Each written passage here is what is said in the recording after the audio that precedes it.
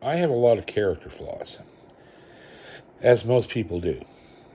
But I have one in particular. I mean, some of them are covert, hidden. You don't even see them. You don't even know they're going on. Other ones are the opposite. They're very overt, and some of them are charming and quirky and funny, and others are not so funny. And one of probably the worst one that has actually damaged my career more than anything else I've ever done is my belief in an old adage, which goes, believe none of what you read or are told or hear, and only half of what you see. And there's nothing truer than that when it comes to the music business.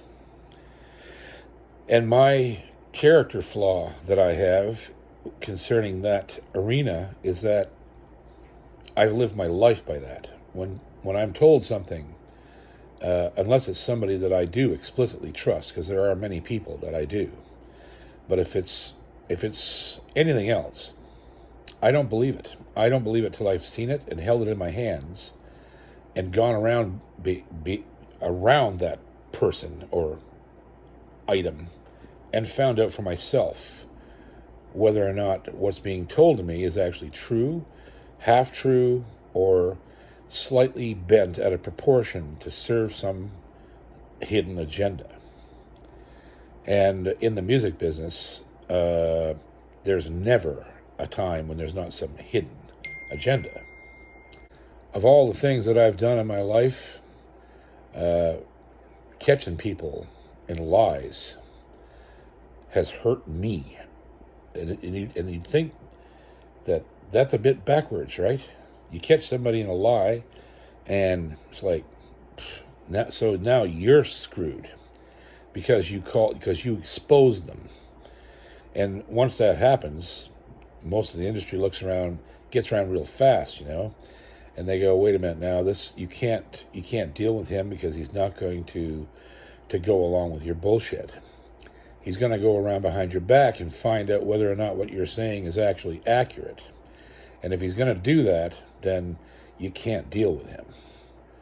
And it's amazing how many artists I've seen that just play the game, as I've said before, and they take things and people at face value, and then and just accept the lies and accept the half truths and accept the manipulation, and they ride it out.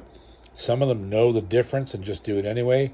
Other ones are just so naive they don't know. But either way, either one of those categories, there comes a point in time when you wish you had have examined what was being told to you long before it came around to bite you in the ass.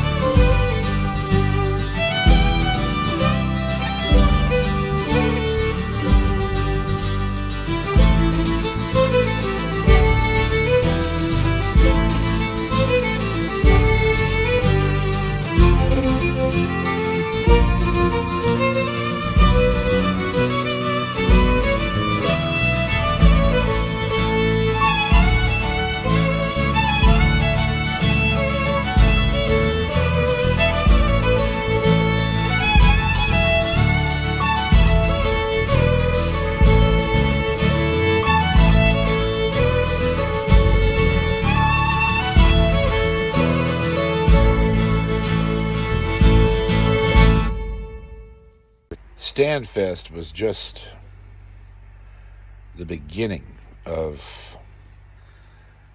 an immense amount of work that was taking place. Live work, major festivals, major theaters. Max and Joella and Danny were in that office, just constantly working. They just never stopped. And we were we were touring everywhere. We had gone out west to do Contact Alberta and Contact BC, and it was just an endless stream of dates and travel and festivals and theaters, and Rave put together a maritime theater tour for another morning, which was just amazing. And at that time,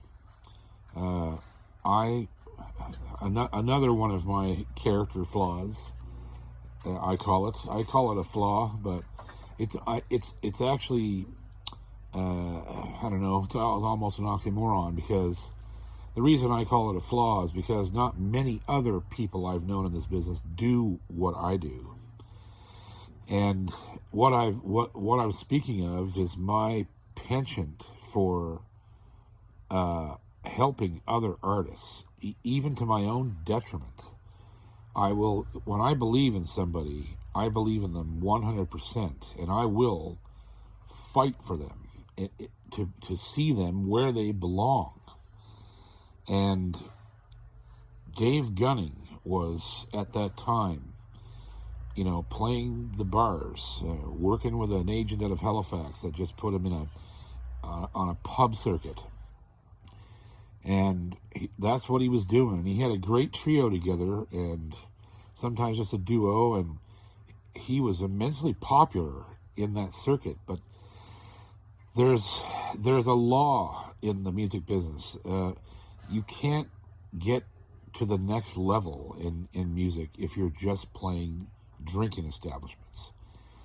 It's just not possible. You have to stop taking pub work, because it's just not going to ever go anywhere, because you're not ever going to be accepted in those venues as an original artist. They want to hear tunes they know, whatever, right? And so the audience in those venues is just not they don't care about your songwriting ability or whatever. They want to dance to songs they know and sing Northwest Passage and Barrett's Privateers and whatnot, and all the old Irish hits. And so it doesn't matter how good you are. And Dave was so good, and I would go see his show in the clubs and the bars, and just thought to myself, Jesus, this man needs to be where I am.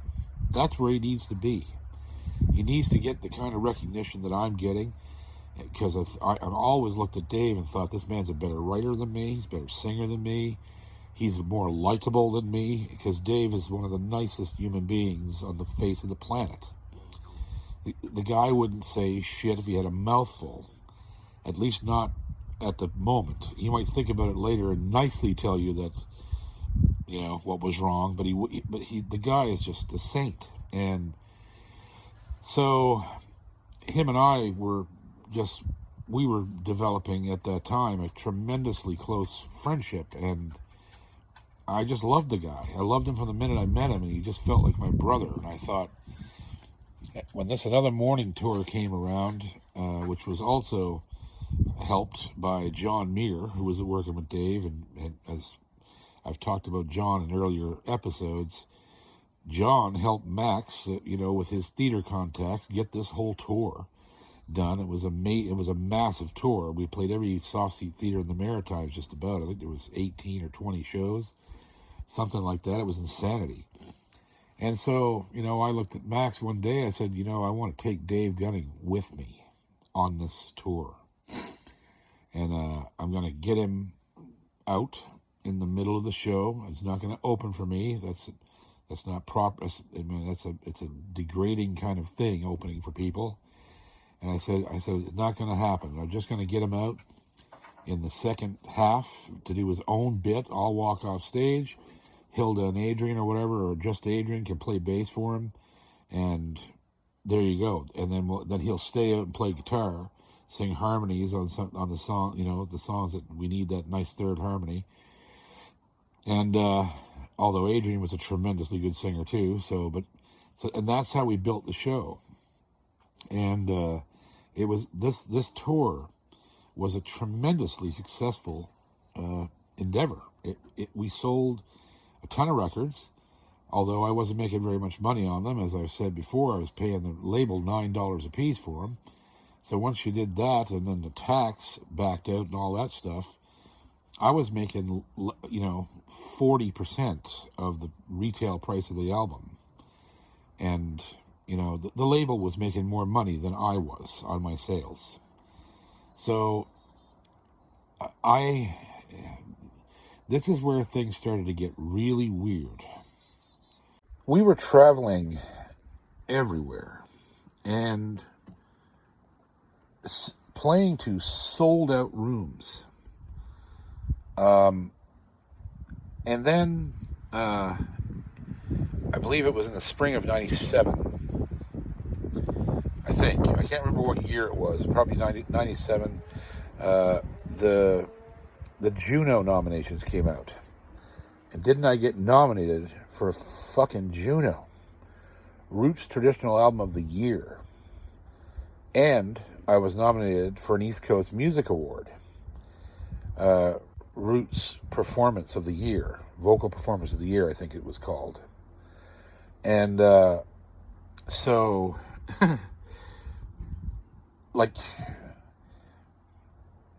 there was so much going on at once that I didn't have time to really consider all of the components that were at play. And one of the components was, okay, where, if I'm having this much success and selling this many records on the road off the stage, what is the label doing? Where are the checks from the label? Because they had a distributor out of Vancouver who was supposedly putting the records in every store across Canada. And I was showing up at gigs where people were walking up to me with the album already in hand that they had purchased at a store.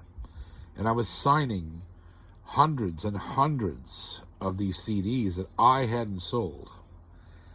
So I started to wonder, okay, what's going on with this? But, things continued to happen, and that critical thinking got put on the back burner because I was busy and successful and just riding this friggin' wave that had come out of really nowhere for me. So I'm standing backstage at the East Coast Music Awards. I believe they were in Halifax that year. And I had been nominated before, back in 1990 when the ECMAs first started. We got nominated for the Fiddle album that I had done with Glenn Meisner at CBC. But in those days, the ECMAs was literally, just a bunch of guys at the Pub Flamingo going, "You rock, no, you rock, no, you rock." That was, the ECMAs were really, they started out, wholesome and without politics and without any of this industry crap. It was truly peers recognizing their peers. And by 97 or 96, whenever I got this nomination, things were getting slightly more political and more, because the CBC or CTV, I can't remember which network, but the ECMAs were broadcast live on national television when I first entered into the fray. And so standing backstage, and I'm talking to the head of the Nova Scotia Arts Council, and I for the life of me can't remember his name right now. But he's a lovely man. He was a lovely man, and kind of full of the devil. And him and I hit it off really well, and we were hanging out for most of the conference. Would always see him around there, and we would just hang out. He was a cool dude, and we're standing there, and he goes, I don't believe they got a tape delay on this program. And I said, really?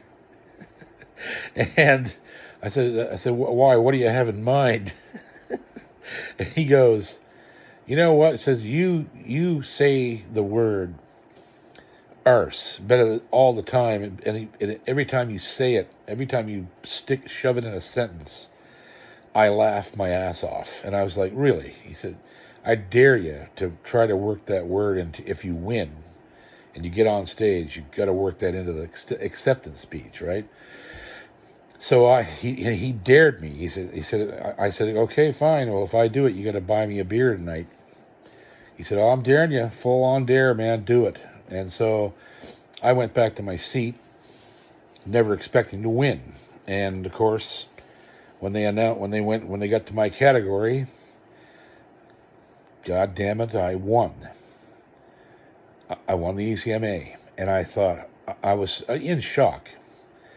Really quite in shock, and because I never had experienced that kind of success before and that kind of acceptance.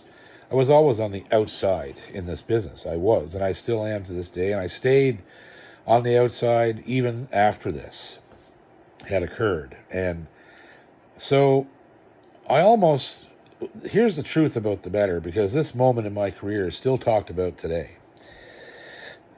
When I went up on stage and they handed me the trophy, I swear to God, I had forgotten about the dare.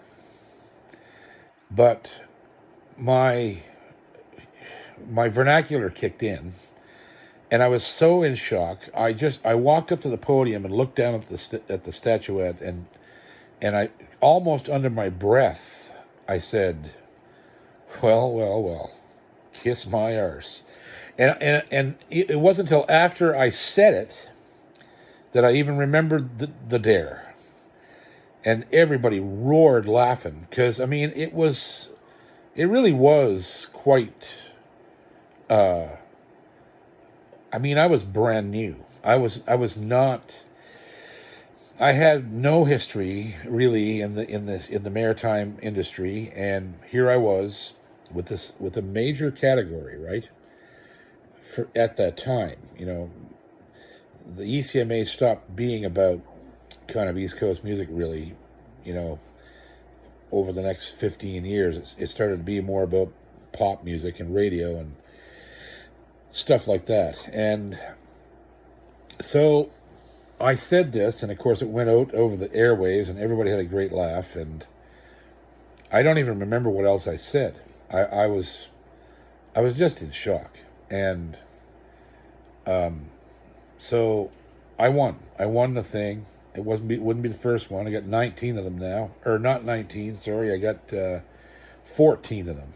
14 or 15. Anyhow, I just, man, it was crazy. And there was, the press conference after, and the huge party, and I walked around with the friggin' statuette all night and got drunk, and so I guess I'm putting all this in the story because I was about to come up against the label in a meaningful way. And all of this backstory pretty well justifies what I did, because it would have been a different thing to start the commotion I was about to start if I had had no success. But it was the opposite. Juno nomination, East Coast Music Award win, all over the radio, nearly a #1 hit on country radio in the East Coast. CBC playing me all the time. Europe playing me all the time. #1 in Europe on the country charts. I started to have questions, and I wasn't getting any answers. So I'm going to jump outside the timeline a little, because I'm not even quite sure when this actually happened. But I will jump ahead a little bit to the second year of Stanfest. And this was the year that they moved it to where it is now, in the big field at the top, on top of the town, where the arena is, the hockey arena and all that stuff. And it's just a beautiful place. And they had a lovely main stage and 4 or 5 other smaller tents where there were shows going on all day long simultaneously, and then a big main stage show at night. And something kind of bizarre happened that I didn't count on. I got there and, of course, was thinking this is going to be awesome because I'll be able to sell thousands of dollars worth of records here. So when I went down to the record tent, I was told, you can't put your product in here. And I was told that, I think, if I'm not mistaken, by the guy that was doing the distribution for Borealis, was also the merch master at Stanfest. Now, he and I today are fine friends. But at that first meeting, he said, "Well, he says, I'm selling Borealis stock in the store. You can't sell yours here." And I said, "What?" And of course, there was a massive percentage being taken, and by him, and so I was going to get apparently some of the money, but I basically got cut out of my own record sales by the label and the distributor, who happened to be the guy running the merch tent. And I was like, "What the fuck is going on here?" And I was really upset. I got really pissed, and I thought, this is ridiculous. This is not, and because I had a massive following starting there, and ultimately became, I guess, according to them, one of the most popular artists that was ever at the festival. And every year I sold records like crazy. But this first year, there I was standing in the field with a guy telling me, the guy who was supposed to be distributing my album right across Canada, by the way, telling me, "No, we're selling, you can't sell your copies here. We're selling, I'm bringing my stock from Borealis, and that's what we're going to sell." So that was weird. And then, so I guess we have to go into this. I'm going to go into the first, I guess, the first part of where this thing started to fall to pieces. I was not getting any checks from Borealis. I just wasn't. I was, and the problem was everything I've just said to you. There was every indication that I was en route to actually getting a gold record. I could easily see from what was happening on the ground with us that I should be able to sell 50,000 units. That's what it takes, or what it took at that time, to get a gold certification. 50,000 units. And I thought, well, Jesus, this can't be that hard. It just can't. There's so much going on. So many people are coming after me, and there's so much media and so many concerts and so much touring. I can't see how we can't sell 50,000 units like very quickly. And everything that I was seeing on the ground was indicating that the record was selling huge, because I was seeing copies of it I hadn't sold. So, and I've already mentioned that. So I was getting no money, and we ended up at Ariel's place in Hamilton one weekend. And I noticed something about Ariel. She's a tremendous businesswoman. Now, I have to talk about this too, because it's an issue, and it's an elephant in the room that I'm not really too keen on leaving out, because it's important, not to me, but to some other people, I would think. When Stan died, Ariel, of course, his widow, was in charge. She was his executor. She had the catalog. She had the Fogarty's Cove music, and there was a great deal of strife between her and Stan's parents and Garnet, and it was horrible. It was a war for a while, and I don't really know all the details about it, but I know that there is a tremendous amount of animosity between all these people to this day, and I feel really bad about that because it just it's the way things happen, but I wish it hadn't have happened that way. And I love both sides of this equation, right? Garnet is my friend. Ariel is my friend. I never met Stan's mom and dad, of course. But, I mean, all of these people I love. I love David Rogers, and I love Beth and the two girls and Nathan. And, I just love these people. And Ariel's new husband, Scott. I mean, they're all friends of mine. And that whatever that was and is now, I wish it hadn't have happened the way it did, because I don't really know what happened, to tell the truth, and I just know that Ariel ended up in charge of everything, and she's done a tremendous job of keeping Stan's name alive and keeping those records, being sold, and licensing his music, and she has been an incredibly proactive executrix, of a catalog that has become, timeless. Stan's music, the records are never going to stop being, sold, and the songs being covered. So anyhow, that's an aside. We ended up at her place in Hamilton, I think, staying overnight. And I happened to mention to her, I think she said something to me like, my God, you're doing really well. I'm very proud of you, And I said, well, we're doing our best. And that was the same weekend she looked at me one day and she said, one of the reasons I love you is because you remind me so much of Stan. And I thought, uh-oh, because I had already heard, and Ariel she said, I already know what you're thinking, but you know what? He was an asshole, but he was my asshole.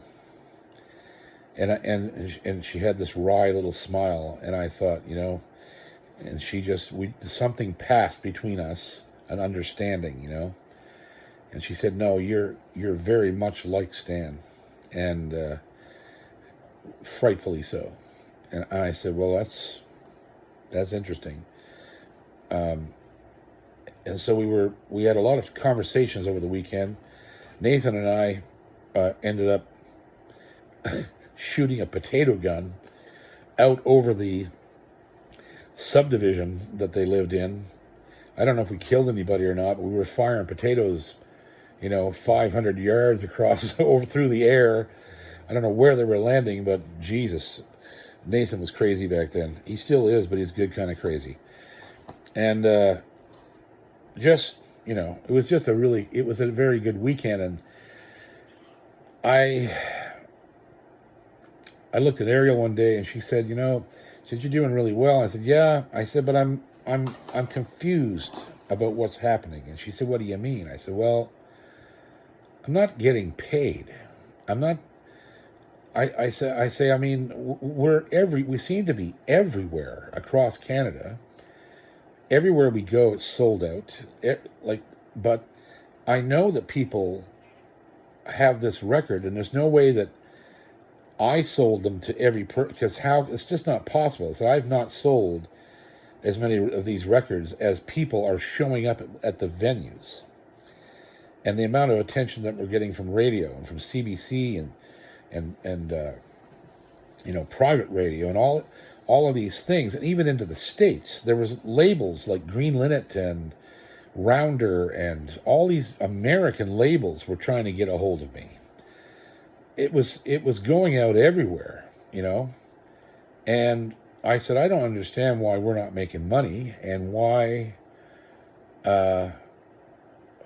why we're not getting sales reports. I really think that we had the opportunity, or still do have the opportunity, to sell a gold certified record. And she said, well, it would certainly seem so, wouldn't it? I said, yes. And she said, why don't you call Buddy out in Vancouver, the head of the owner of the distribution company. She said, call him, because she worked with him. And she said, call him. He'll tell you what's going on. And I'll never forget it. She passed me her phone, her home line, right? And I was standing in the warehouse section in the basement, where she kept all of Stan's discs that were being sent out and distributed and mail ordered and all this stuff. And I was standing in amidst these racks of shelves filled floor to ceiling almost with Stan's CDs. And I called the distributor. This is where my problem started.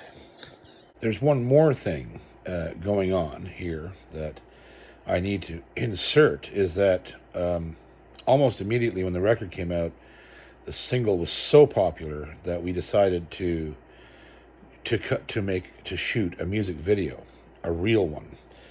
And so we Borealis arranged for the film crew of north of 60, who I believe were mostly Ojibwe First Nations guys, and we went to a beautiful ancient log home up in Orangeville, Ontario, and we shot a video for Another Morning, which was quite good. I wish I could see it. I haven't seen it in years. I don't know where it went or who would have a copy of it or anything, but it was really cool video. They even aged me with makeup in the video as it progressed, as I get older as the video goes on. And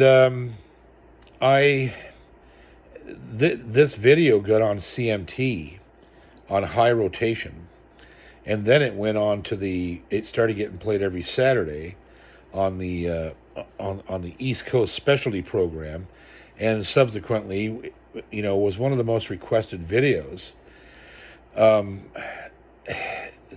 There was just so many reasons why.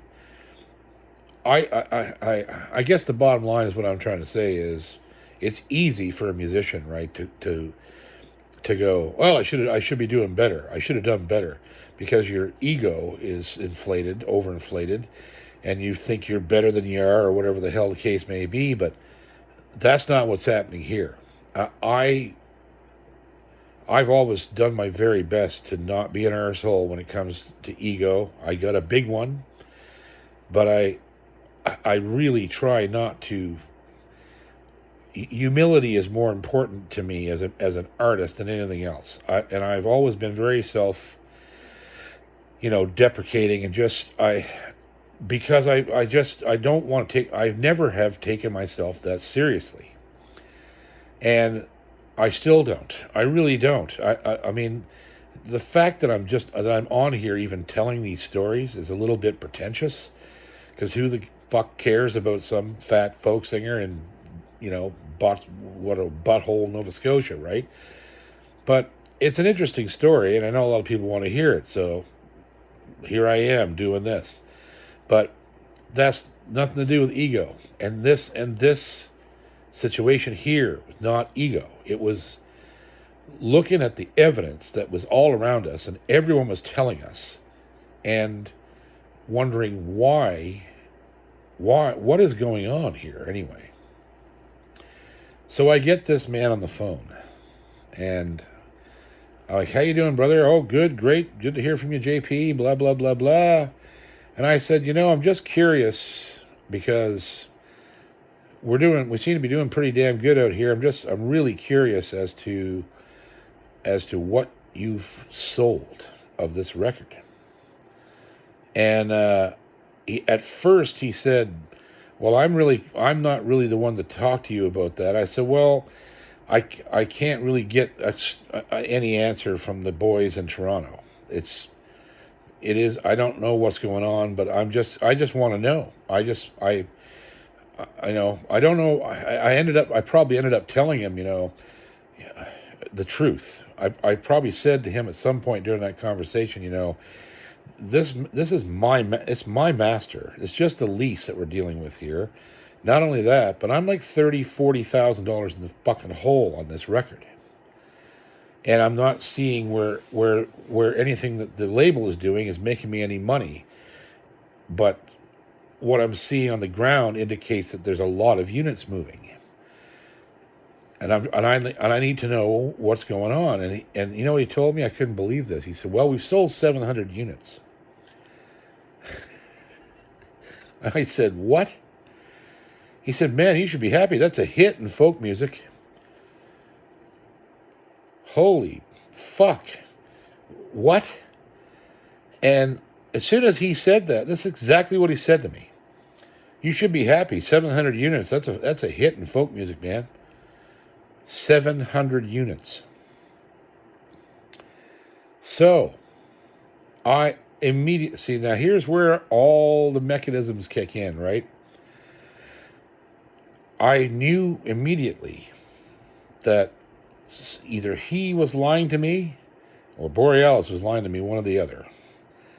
Because if all he had sold is 700 units, I bet you I signed every fucking one of them. Because there was that many people showing up at gigs with the CD already purchased. Way more, actually, than 700. So, and there seemed to be, I was being told that the entire population of Shetland, which at the time was about 18,000 people, that every household had a copy of the record, which they had, of course, bought through the sublessee Iona Records in Scotland, which also was going through Borealis. I was seeing the record in tent shops at festivals in the U.S. under some other label altogether. And I was like, okay, so I just cut the conversation right off and said, so 700 units. Right, okay, good enough. And I got out of the conversation. And I told Ariel, I said, I can't believe I was just told what I was told. And she said, what did he say? I said, well, he claims that they've only moved 700 units and that I should be happy because that's a hit. That's a hit record in folk music. And she just, her head went over and her brow furrowed, and she looked at me and her head was shaking. And I said, I know. I said, I don't know exactly what to do right now. And she said, well, I'd be doing something. And I said, yeah, I know. I have to do something. So that was the beginning of the end.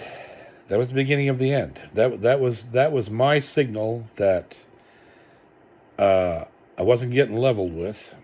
Whether it was, and again, I got to say this, and I always will, is that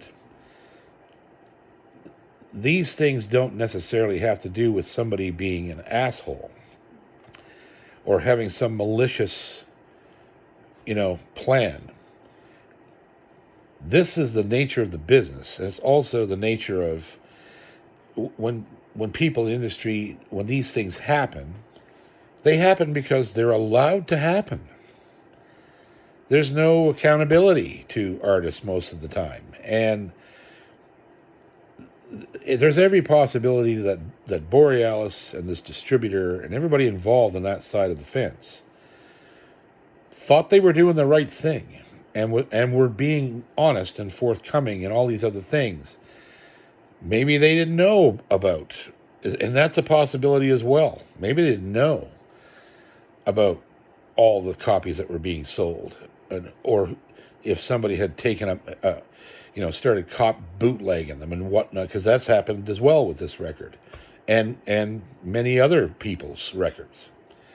So, but the bottom line for me at that point in time was, I have to get the fuck out of this deal immediately. And by this time, they had 3 records of mine. They had Return to the Cape, they had Another Morning, and the following year, I put out Heart and Soul. Now, I put out Heart and Soul because I was afraid to put out another album of original music, because I didn't want to lose the revenue from it. And so, because Another Morning was not panning out, and I was still in debt to the bank, tens of thousands of dollars, and it was just shit. It was the shittiest situation to be in you could ever imagine. Outside of all that, there were a lot of positives, going on at this time. Adrian and I and Hilda were, as I said, touring constantly. There was a lot of laughs. I'll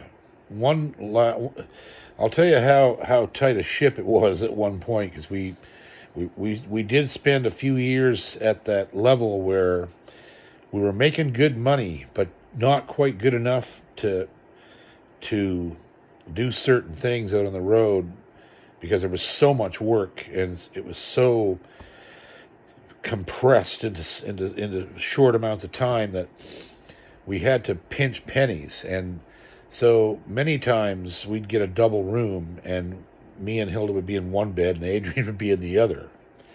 And of course it was fine, because those two, they acted together in dinner theater, and they were like brother and sister, and it was no big deal, right? It was just, we used to get in there, laugh our asses off at whatever, and we were literally just falling into a bed after driving 1,200 kilometers that day, or driving 800 or 600 and then playing a show.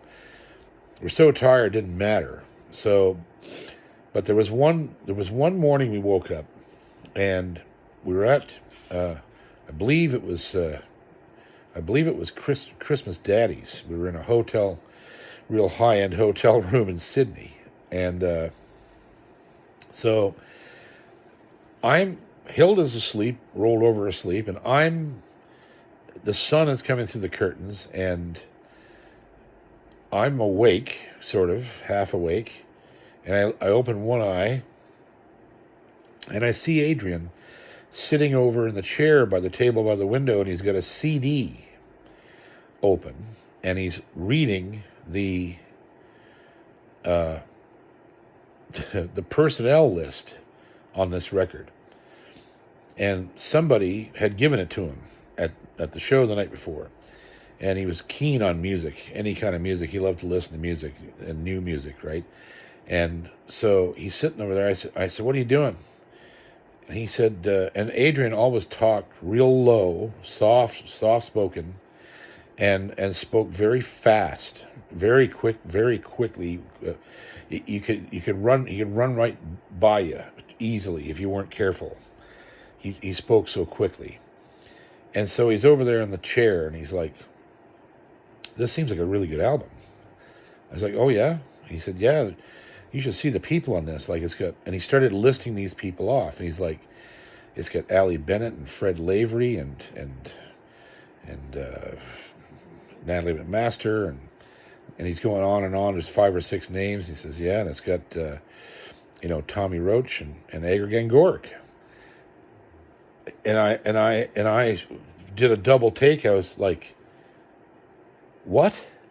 I said, who the hell is Agrigan Gork? And he lost it. He fell out of the chair laughing. And it took a minute or so for him to get enough composure to sit up and go, I didn't say Agrigan Gork. I said Tommy Roach and Richard Burke. And I lost it. I just about died laughing. Aggregan Gork. So that became Adrian's nickname, his nom de plume. Every time he calls me, I always say Aggregan. That's Aggregan Gork, ladies and gentlemen, right there. And things like that. We were just, I want everybody to know that it's easy, and it's almost like clickbait, here on YouTube. That much of the story that I'm telling is pretty fucking dark, but I want it that way because one of the things that's bothered me the most in my life is that people think that guys like me, all kinds of guys like me, live a charmed life and perhaps are incredibly wealthy, or that it's fun to it is fun. I mean, it's fun. This is a fun way to make a living, but the underpinnings of it, the things that you have to deal with, right? They're not fun, and no one ever sees them, and nobody ever takes them into consideration. They just look at an artist and go, my God, it must be great to be him. Yeah, it is on the surface, and it is for the most part. But there's also a real black side to how everyone has gotten where they got. And I tell these stories in as stark an honesty as I can, so that the people who love me and support me, and always have for all these years, can see that where I really want to be is on the same level as them. That's where I want them to see me.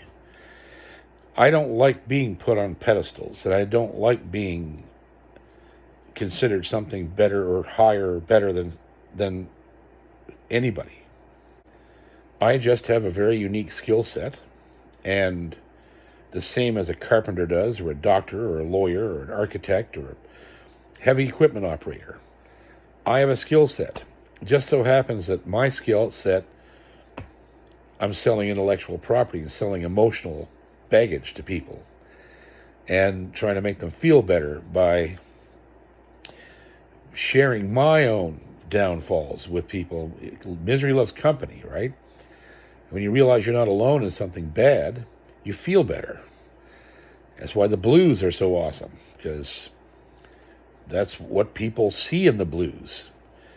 The longing and the mourning and the loss. It makes you feel better. When you're sad and listen to Hank Williams, you feel better. There's something about the pain in that man's voice and his lyric that, when you're down and you listen to that, you go, wow. How can I feel so down when this man was at his bottom and he was Hank Williams, right? It's rather amazing what the relationship is between artists and their audience.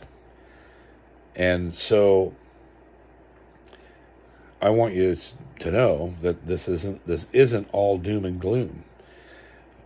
Interspersed with everything that went wrong or sideways, not necessarily wrong, but unexpectedly sideways, there was always good things and good people and good meetings and good, new friendships and new music, and it was amazing. There was an amazing amount of stuff going on, and that's why perhaps you're noticing that the episodes now are not quite as focused, maybe, because there were so many things going on, and I don't want to there's some of the stuff that I don't want to miss. And these episodes moving forward may become just me telling a string of stories, from a 6-month period in 1999, because there were so many things that it's hard to even organize it all. But at any rate, I was there at the beginning of a brand new road. You know, my career had exploded and was already basically facing the end of it. Facing the end, well, at the time, I thought, well, isn't this great? I had all this luck and good fortune, and now the people I'm depending on to keep me in the public eye and make what I'm doing relevant to the industry and stuff, they're not doing their job.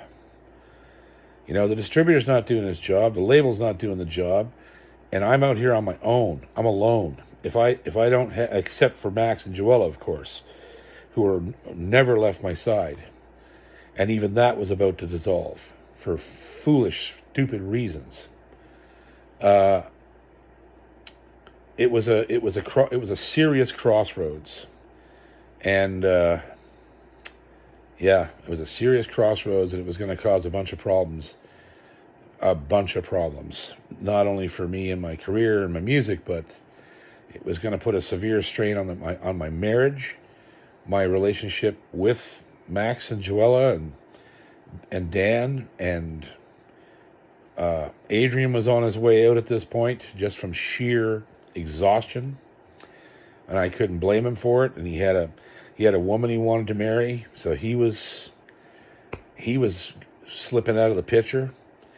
And yeah, so we're we're really starting to get into a really interesting part of this little tale.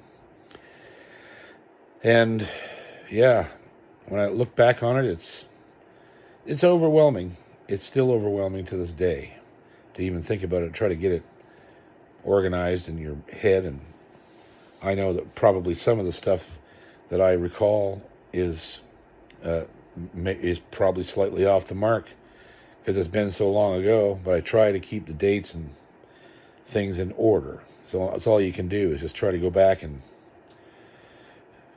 tell the story the way it happened. That's as best you can recall. And I hope I'm doing that.